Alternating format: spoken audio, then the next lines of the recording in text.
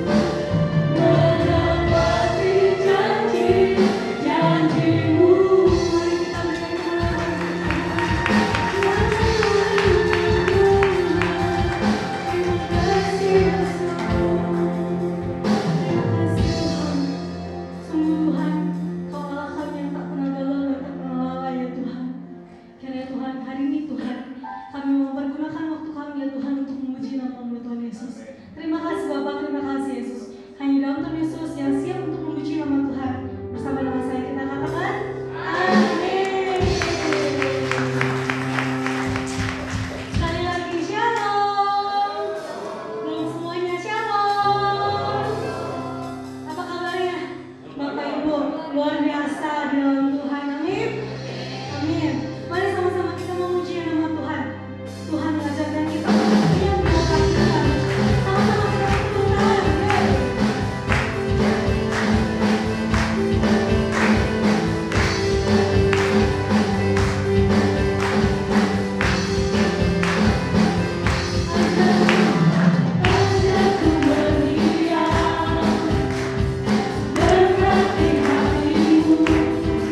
Aku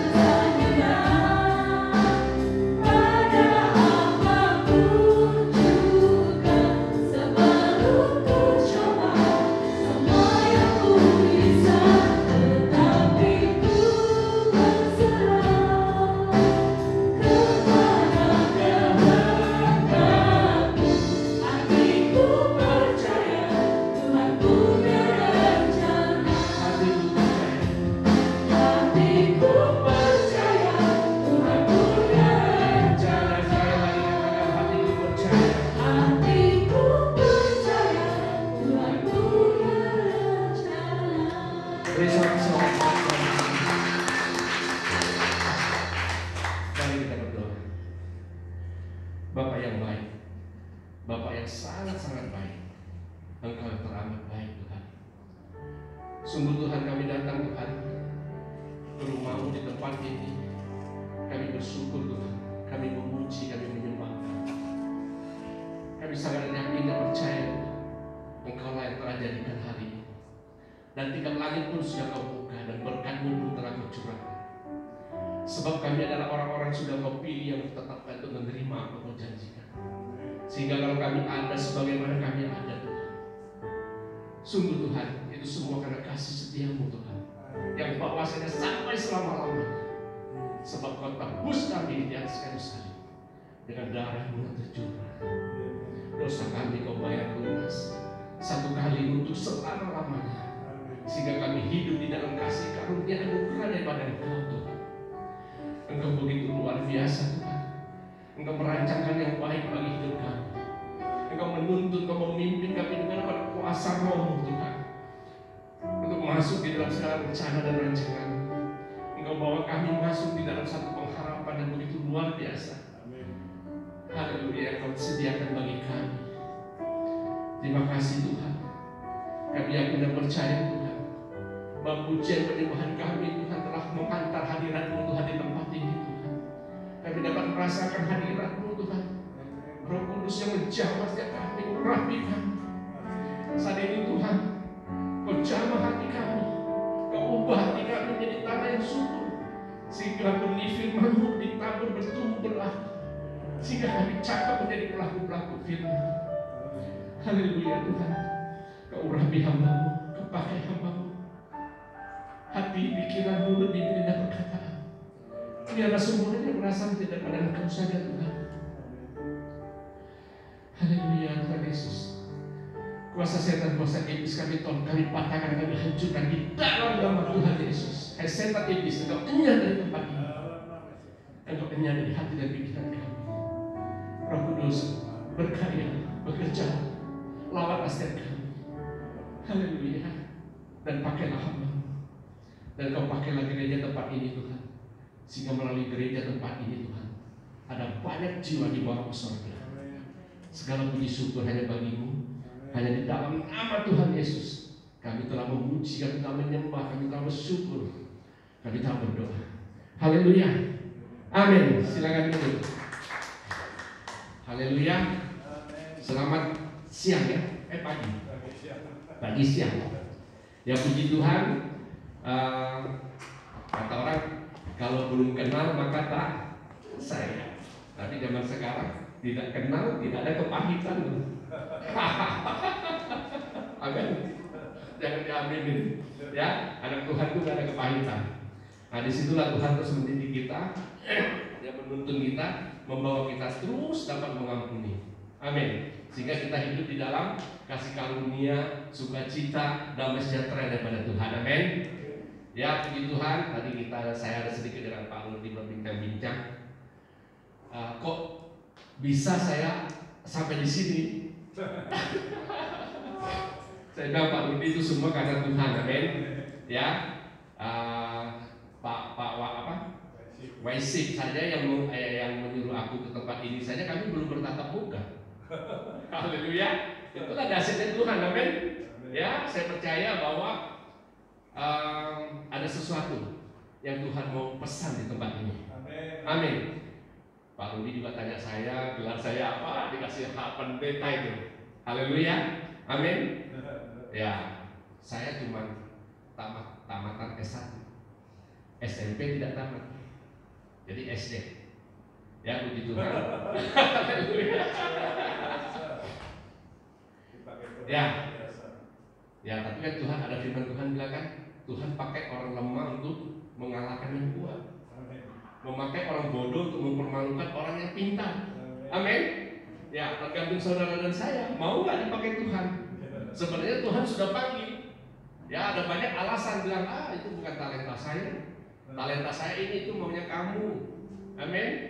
Ya, saya orang yang tidak dulu sebelum kenal Tuhan, mana berani bicara di tempat orang banyak.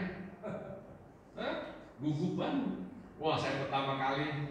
Ya, ini saya yakin semua akan mengalami. Waktu kami mesentrik, Ada ikut dengan kita di satu persekutuan doa kasih itu ada pendalaman Alkitab, Pak. Ya, jadi mission trip lah kita ke Kalimantan.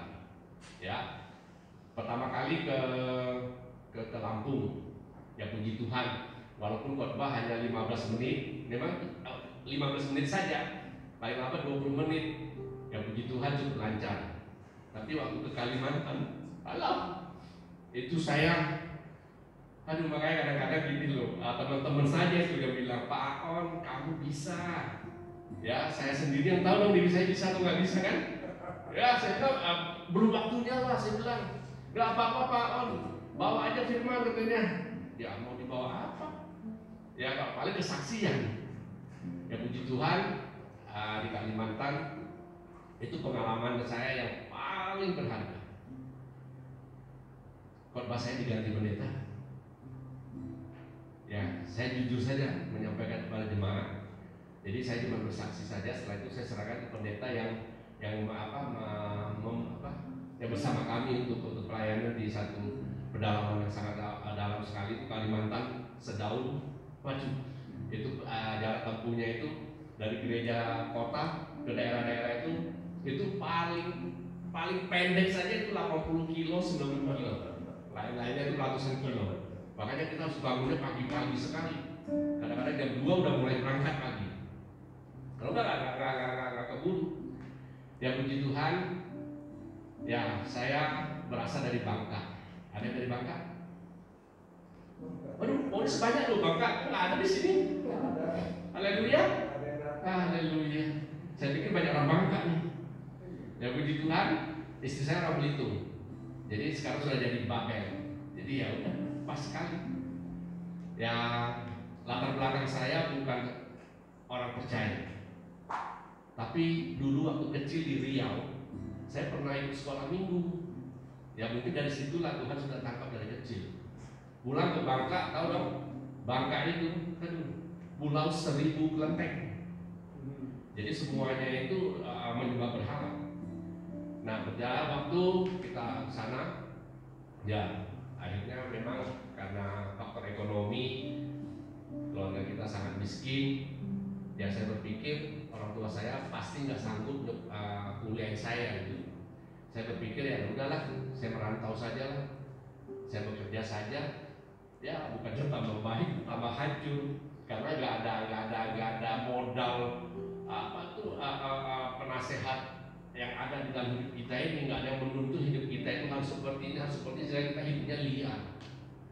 Ya akhirnya saya setelah menikah bukannya tambah baik, malah tambah hancur.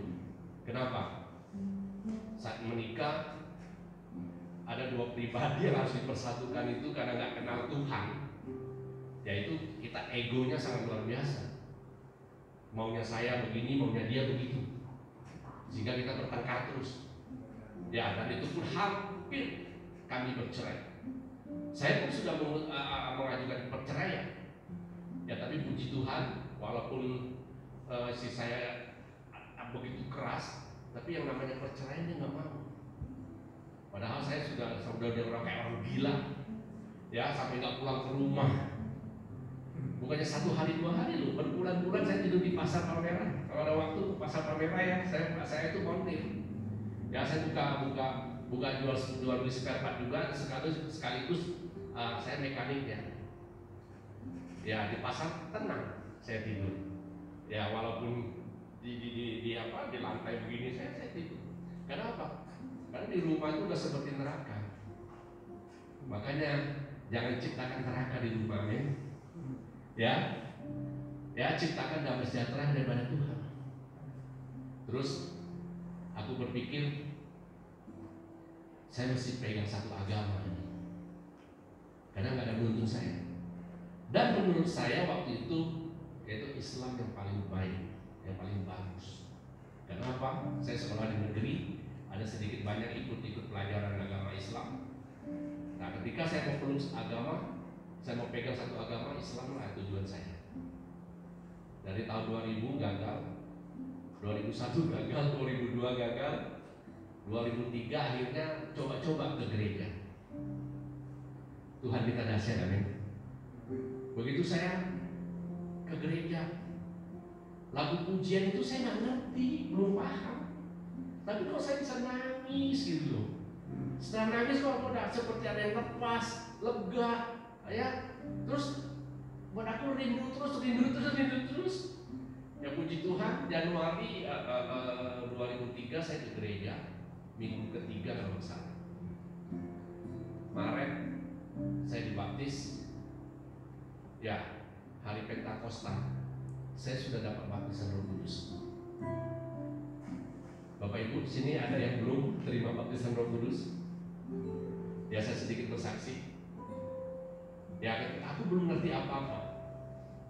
Ya, pendeta hanya berapa bilang, jangan peduli orang belakang, jangan peduli orang depan, kiri, kanan, fokus kepada Tuhan. Ya, minta ampun sama Tuhan.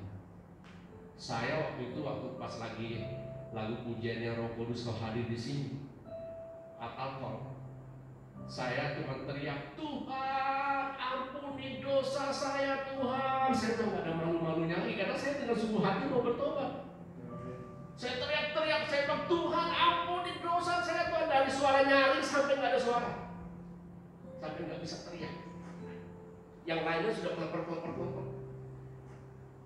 Saya bilang, Tuhan, saya sudah hanya berhenti sedang Tuhan. Kok saya nggak dijamah?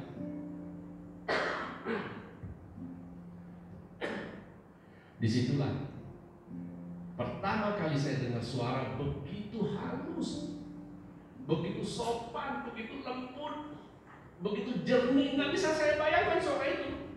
Nggak seperti suara kita ini loh. Ya saya rasakan bahwa suara itu kasihnya begitu besar. Dia bilang apa? Panggil Tuhan Yesus. Makanya jemaat Tuhan, jangan asal panggil Tuhan saja. Yesus itu penting. Ya, apalagi cuma Allah. Ya, begitu saya angkat tangan, saya bilang Tuhan, baru Ya, susnya itu saya sudah seperti kesetrum berapa puluh ribu watt listrik. Ya, yang namanya tangan kaki saya seperti dirojok kawat dari sepeda itu. Jadi suka saya loncat tergerak. Itu semuanya saya nggak bisa seperti lidah saya tuh getarnya. Nah, disitulah. Kalau saya tidak pernah mengalami hal itu, mungkin hari ini juga saya bisa murtad. Itulah dahsyatnya Tuhan kita. Amin. Ya, luar biasa, amin. Tadi saya lihat pujian penyembahan, ya sudah ada banyak yang berbahasa roh. Ya, berbahasa roh itu jangan ikut-ikutan. Ya, banyak orang ikut-ikutan cuma siki laba, siki laba, siki laba, itu kan itu saja. Ketika urapan itu turun, ketika Tuhan itu jamah kita, ketika kita berbahasa, kenapa kita bisa menangis? Kenapa kita bisa tertawa? Kenapa kita bisa seperti sukacita sedang menyembah Tuhan ada di tengah-tengah kita? Itu semua karya Roh Kudus. Amin. Bukan karena pikiran kita lagi. Makanya Paulus berkata, ya badannya aku ini memang berdoa, tetapi rohku juga menuntun aku untuk berdoa. Nah, jadi begini loh, ada satu. Jadi saya dapat satu kesimpulan bahwa roh itu yang mengajak kita untuk berdoa kan. Ya. Nah, mungkin ini ya, ketika kita itu sudah jatuh dalam dosa, manusia ini aja nih, daging ini untuk minta ampun sama Tuhan saja susah. Apalagi minta ampun sama yang kita berbuat salah. Gengsinya, ampun-ampunan. Tapi itulah Roh Kudus. Ketika kita merasa kita sudah jatuh, kita terpuruk, kita terbeban berat, waktu kita datang menyembah, kita bisa nangis sejadi-jadinya sehingga ada kelegaan. Dan bahasa roh yang kita ucapkan kita kan nggak ngerti. Tapi hanya Tuhan dan roh kita. Amin. Nah, sehingga ya mungkin saat itu kalau kita nangis mungkin karena kita banyak dosa. Ya kita bilang ampun, saya percaya karena kasih karunia. Amin. Kita diampuni. Amin. Ya. Nah, yang selama ini setelah saya kenal Tuhan dari 2003, saya juga heran-heran dengan anak-anak Tuhan. Ya saya sih ikut komselnya GBI juga. belum apa-apa, ya baru angkat pujian semuanya sudah sikila mana. Yang membuat saya heran itu loh, apa? Di antara itu ada yang tidak ngomong, ada yang kepahitan. Saya dalam hati ini di zaman roh kok nggak ada pengampunan. Ini roh mana yang menjamannya gitu loh. Ini tanda tanya, ya. Nah akhirnya Tuhan tuntun saya beli banyak buku rohani tentang Roh Kudus sama lagi ya di situ deh. Orang-orang yang di zaman roh itu ada tanda. Yang pertama itu bisa mengampuni. Yang kedua bisa mengasihi. Ya, yang dulunya pelit tidak pelit lagi. Yang dulunya kasar tidak kasar lagi. Ya pokoknya semuanya yang dulu-dulu itu udah dikubur gitu loh. Itu baru kita di zaman roh. Baru itu namanya benar-benar Roh Kudus yang menjamah kita. Karena roh itu menuntun kita, memimpin kita untuk membawa kita masuk di dalam segala rencananya Bapa.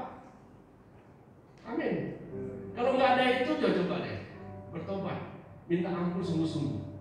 Ya. Dan satu lagi, kenapa saya lihat, nah banyak orang yang melayani Tuhan itu motivasinya itu nggak jelas. Ada satu teman tuh belum lama karena saya di Full Gospel. Bro, kita bisa berjumpa nggak bro? Kita bisa bertemu nggak bro? Di mana? Karena saya dekat Karangtengah, akhirnya kita berjanjinya di Dunkin Donut. Sampai di sana, Pak Aon begini, saya ini pendeta, saya ini sekolah, saya bayar mahal. Wah, saya udah tahu maksudnya. Gitu? Dia tanya saya kalau di Full Gospel itu seperti apa? Saya bilang bro, di Full Gospel ini kita diutus.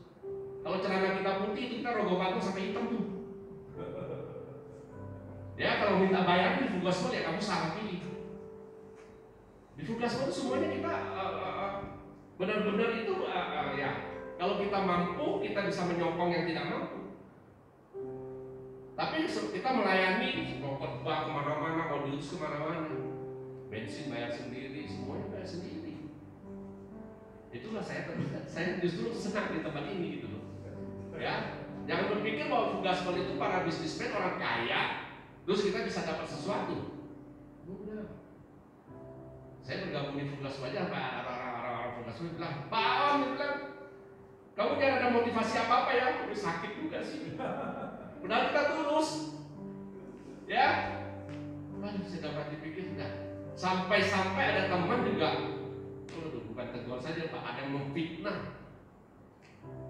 Nah itu urusan mereka dengan Tuhan, bukan urusan saya. Ya, jadi setiap kita yang sudah dipilih, yang sudah dipanggil Tuhan, kita harus tahu mau Tuhan di hidup kita itu apa. Ya, sebenarnya Tuhan tidak lain, Dia hanya mau kita semua menjadi hamba-Nya. Kenapa? Supaya tidak ada orang ke neraka lagi. Buktinya kita nginjilin orang saja takut. Ya, pelanggan saya itu semuanya kaum Kedah, dan semuanya hampir saya injili. Duduk ngobrol, ya saya injili. Salesman datang, saya injili. Ada satu salesman, akhirnya dia terima Yesus. Saya layani dia sampai dibaptis. Ternyata dia ibu saya. Hati-hati ya. Saya mau kasih tahu bahwa ada satu dua suku itu memang mereka itu sudah diajarkan kalau mereka pura-pura terima Yesus itu bisa dapat segala-galanya. Hati-hati. Berdoa. Ya, memang waktu saya nonton dia baptis itu yang saya rasakan itu damai sejahtera itu nggak ada. Saya tahu sih ada motivasinya yang tidak beres. Ngarang cerita lah gempa bumi, pas memang ada gempa bumi sih. Rumahnya hancur lah, bla saya tidak ada orang lagi yang untuk saya minta tolong. Cuman Bapak, ayo, butuh berapa? Sekian. Karena Tuhan bilang, jika ada seorang datang minjam padamu, jangan kau berkata besok kembali, sebab itu ada padamu. Haleluya, haleluya. Padahal itu uang berbayar utang, tapi pas hari itu ada uang, kasihlah. 1 bulan kemudian datang, bukannya bayar utang, tambah utang. Akhirnya hilang aja, sampai hari ini nggak ketemu. Jadi tema pagi ini adalah hamba yang setia. Amin. Ya. Nah, kita ambil firman Tuhannya di 2 Raja-Raja 5 ayat 20 sampai 27.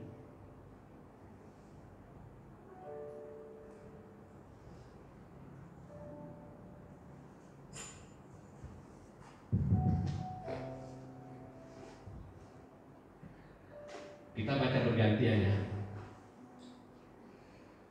2 Raja-Raja 5 ayat 20 sampai 27. Demikian firman Tuhan. Saya 20, Bapak Ibu seterusnya sampai terakhir ya. Ayat 20. Berpikirlah Gehazi budak Elisa abdi Allah, sesungguhnya tuanku terlalu menyegani Naaman orang Aram ini dengan tidak menerima persembahan yang dibawanya. Demi Tuhan yang hidup, sesungguhnya aku akan berlari mengejar dia dan akan menerima sesuatu daripadanya. 21 ya.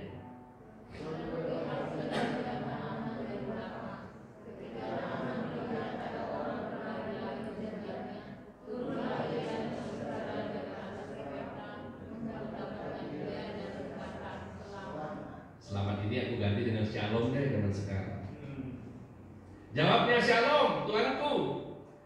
Tuanku Elisa menyuruh aku mengatakan, baru saja datang kepadaku 2 orang muda dari pegunungan Efraim, dari antara rombongan Nabi. Baiklah, berikanlah kepada mereka setalenta perak dan 2 potong pakaian. Ya, yang ketiga.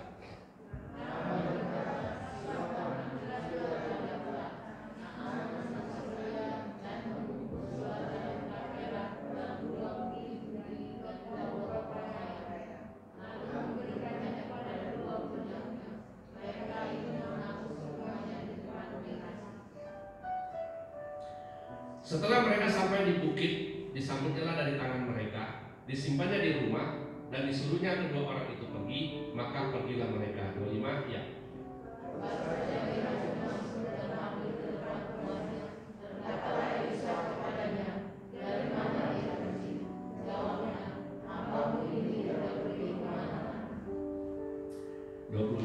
Tetapi kata Elisa kepadanya, bukankah hatiku ikut pergi ketika orang itu turun dari atas keretanya mendapatkan engkau?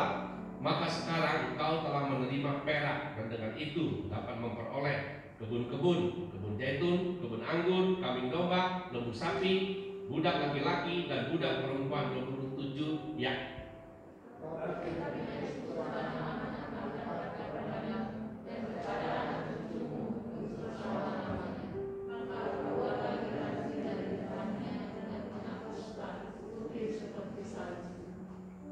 Haleluya, diberkatilah orang yang membaca atau mendengar firman Tuhan. Ya, ini kisah Gehazi. Gehazi itu Alkitab tidak mencatat sih asalnya dari mana, tapi dia nongol ketika Elisa dengan dia itu sering nginep di rumah perempuan di Sunem. Nah, disitulah Gehazi nongol dan banyak. Ya, kita baca, kalau baca di 2 Raja-Raja ini ada begitu banyak mukjizat yang dilakukan Elisa. Ya, kita tahu Gehazi waktu diutus untuk menyembuhkan anak yang baru dapat, ya, yang sudah dewasa tiba-tiba kena sabit itu meninggal. Ya, kan Gehazi diutus.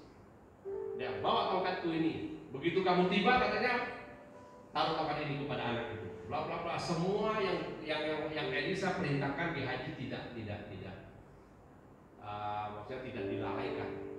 Ya, orang sapa pun dia tidak berhenti, dia terus. Tetapi ada kenapa? Kok tidak ada mukjizat yang terjadi? Ya, saya nggak tahu. Mungkin itu karena satu hal kalau kita itu kurang percaya, atau satu hal ya kalau itu Tuhan pakai, terus kita pakainya kemana? Ya. Nah, jadi untuk ada banyak mukjizat, ada ya kalau kita baca di 2 Raja-nya, misalnya ada 6 mukjizat yang Elisa lakukan. Sedangkan Elisa itu berhasil mengiringi Elisa mengiringi Elia.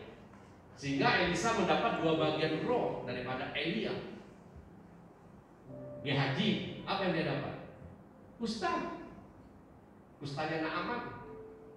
Nah, disinilah ketika Elisa menyembuhkan Naaman, ya, kalau kita baca di sana Naaman itu membawa apa? 2 talenta emas, 2 talenta perak, ya, bla bla bla bla, kain bagus, itu semua mahal-mahal. Bayangkan, 1 talenta itu sama dengan 34 kilo kurang lebihnya. Kalau 2 talenta emas berarti ya 68 kilo. 68 kilo. Makanya dikatakan bahwa Gehazi bisa mendapatkan kebun-kebun. Kebun anggur, zaitun, kambing domba, lembu sapi, budak laki-laki, budak perempuan. Jadi bos. Ya. Nah, tapi ketika Naaman mempersembahkan apa yang sudah Elisa lakukan, Elisa menjawab, ya, demi Tuhan yang hidup yang aku layani, aku tidak akan menerima apa-apa. Amin. Karena firman Tuhan Yesus katakan, ya, sembuhkan orang sakit, lahirkan orang kusta, sembuhkanlah segala macam. Semuanya itu kamu dapat cuma-cuma, dan berikan itu juga cuma-cuma. Teman saya satu nih kalau melayani, Pak Om, kita doain yang sakit, orangnya kaya. Orangnya kaya, tahu dong maksudnya kalau kaya? Ya, saya nggak damai kalau dengan orang seperti itu, nggak ada damai. Ya, tapi ya karena melayani Tuhan ya kita datang. Terus teman saya juga baru ribut sama dia karena apa, Pak? Karena nilai uang ini uang. Jadi kita diutus ke NTT, dikasih uang saku. Dengan perjanjian uang saku kalau nggak habis dikembaliin ke kas PD. Dia bikin laporannya bla bla bla bla bla bla. Makan pagi, makan siang, makan malam, makan pagi, makan siang, makan malam. Padahal kita makannya di pastor gereja. Cuma 2 kali doang jajan. Mau nyobain bakso NTT, aduh nggak enaknya. Sama mie ayam NTT, aduh nggak enaknya. Jadi nggak jajan lagi. Laporannya itu selama 9 hari. Bayangin, uang Tuhan saja berani dicolong, apalagi uang manusia. Nggak ada takutnya gitu loh. Ya, kalau ibadah nyumbang, gua kasih roh apa itu. Tapi tinggal lakunya nggak ada berubah-berubah. Jadi yang pertama seperti Gehazi, ya, kalau kita mau menjadi jadi gini loh, bukan hamba Tuhan itu maksud saya itu pendeta. Setiap orang yang percaya Tuhan dan terima Yesus sebagai Tuhan dan Juru Selamat, kita adalah hamba. Kenapa kita hamba? Karena kita sudah dibayar lunas. Jadi kita nggak ada hak apapun ini terhadap Tuhan. Jadi kalau Tuhan utus kita kemanapun, jangan pernah mengeluh. Nggak dapat salaman aja ada orang murtad. Alangkah gilanya. Apalagi dapat apa-apa yang dia mau gitu loh. Seperti teman saya tadi. Saya bilang, bro, kamu salah ke full gospel, saya bilang. Kalau di full gospel semuanya free, saya bilang. Kamu kuat, silakan. Nggak kuat ya udah, nggak usah ikut. Bla bla bla dengan alasan. Makanya kadang-kadang orang tuh kuliah teologi itu motivasinya apa gitu. Banyak orang mau tabisin saya sebagai pendeta. Saya bilang kalau nggak sesuai prosedur jangan tabis saya. Ya, saya sudah dapat gelar evangelis sih, karena udah selesai 1 tahun punya. Bagi saya bilang ya udahlah. Karena apa? Kalau kita mau sekolah pendeta kan harus tamat SMA. Ya, 15 segala macam.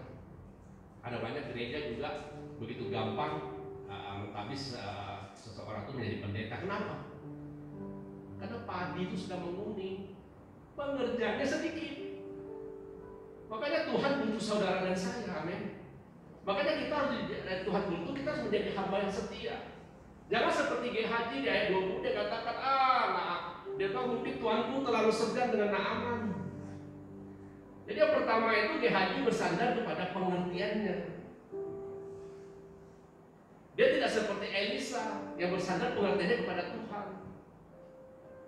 Dia tahu persis, dia percaya, apalagi tema kita Tuhan menyediakan. Amin. Kalau yakin Tuhan menyediakan, kenapa kita harus takut? Kenapa kita harus khawatir? Takut, khawatir itu tanda kita nggak percaya. Capek ngomong sama orang yang takut. Istri saya juga takut, makanya saya capek. Ya kan? Virus corona itu bukan untuk kita.